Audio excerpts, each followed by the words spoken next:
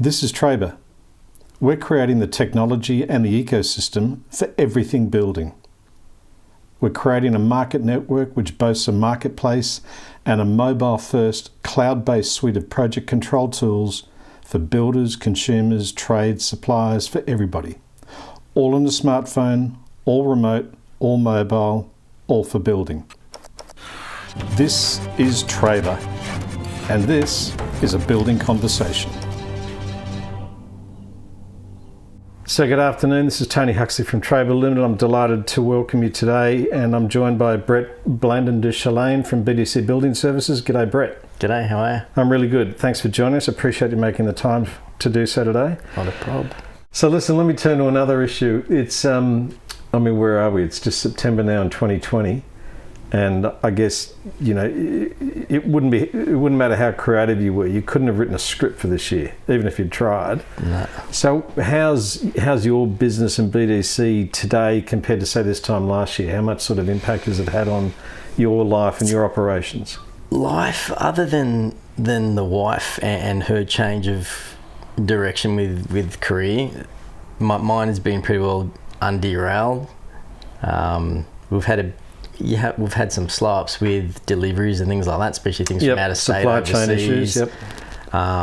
It hasn't hit you revenue-wise, or hasn't hit me revenue-wise because touch we've wood. had some decent-sized contracts that have started. One started the day before coronavirus. Are you kidding came me? in, Really? and the client said, "Look, I've financed the job through sales of X, Y, and Z, and the money's there. Money's there. Go for it. Yep.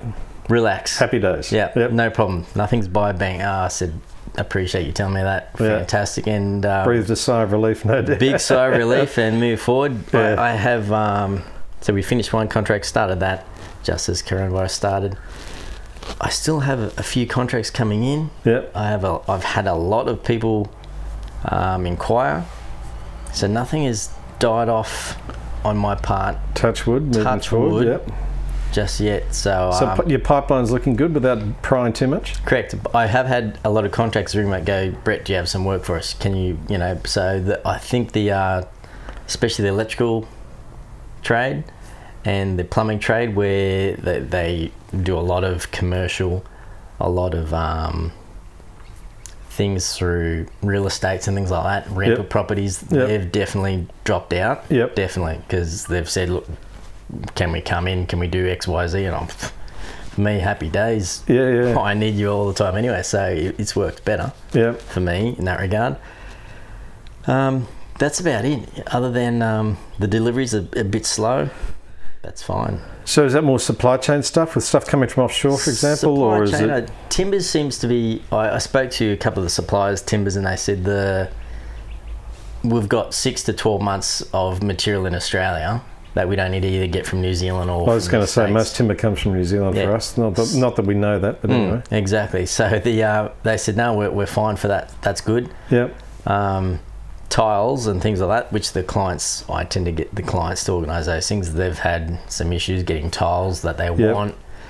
I've heard this from a number of people, so that's interesting, yeah. Some of them, depending on the project, the parts from, the materials from China, big lag. Yep. Materials from the States is a bit of a lag, and UK is a lot of lag. Yeah. So a lot of the marbles, a lot of the high-end tapware. Yep. They've had a bit of a backlog on things like that, which is it's a bit frustrating. You can't get into the bathrooms and things to get that done, but that has been the major part. Apart from sort of those supply chain issues, from your perspective, there hasn't really been an impact in your space? We've been quite aware of what's going on and trying to leave space between trades, more so than what you normally do. Normally you're happy to get everyone in and not work on top of each other, but try and really back them up, close to each other as you can. Yep. But because you're not supposed to have too many people on site at one point, and COVID-19, you try and respect that fact of the virus. So I was going to come to that in a few questions. Yeah, we leave a bit of space between each trade, so if they go a day over, for example, they can still roll out their job without having someone up behind them and me trying to push them out. So yeah, it's been it's been calmer, put it that way. Oh, really? So that's interesting. It's been calmer, and you have the voice behind you. You can say to the client, look, there's a COVID reason why we don't have 50 people here. Yeah. And people seem it's an inarguable sort of point of reason, like that. Well, you can't dispute it. Exactly. Like it is. Yeah. It is what it is, and the people have been very quite patient and understanding with that, which has been quite well received. Yeah, well received.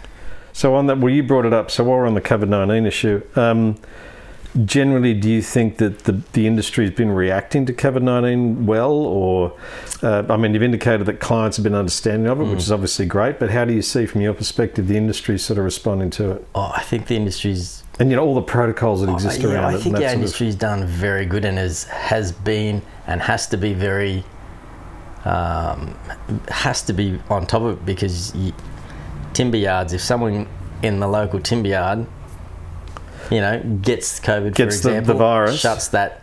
Yeah, that's a hot spot. You can't go there anymore. Wow. That puts 25, 30 builders in that area into a difficult spot. You have to go well out of your area, no accounts, et cetera, et cetera. So they've been very vigilant. You're not when it was at quite a high risk, you weren't allowed in the yard. You'd have to pre-order, you'd turn up, you'd stay a good distance, they'd load you, you'd go. You weren't even going in the yard half the time. Yep. So they were quite vigilant in that respect.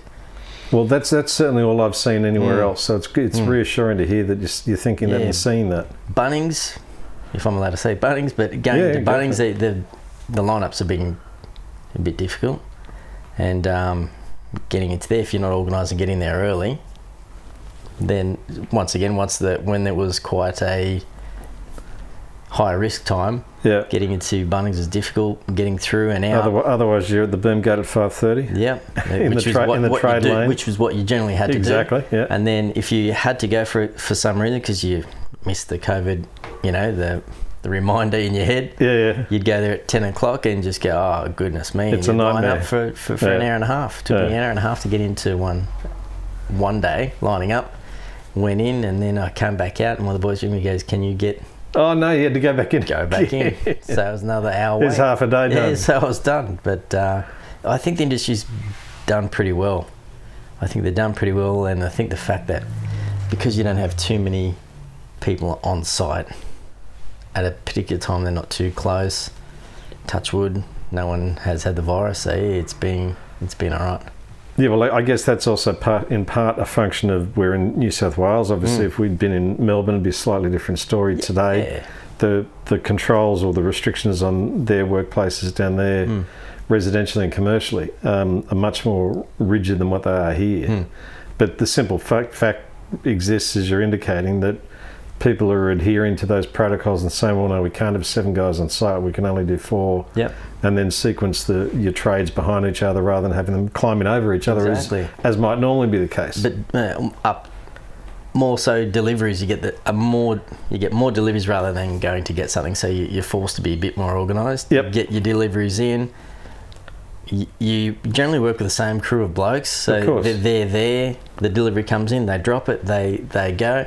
You have lunch at work, you're not going out, you're not interacting with too many people throughout the day regardless anyway, so it's quite I believe it's quite a safe environment for the moment. Yep, and touch wood, it stays that way for the future. Yes, 100%. Brett Blandin De Chalin from BDC Building Services, thanks so much for making the time to join us. I really appreciate it. Thank you. Much welcomed anytime. Good on you. Cheers.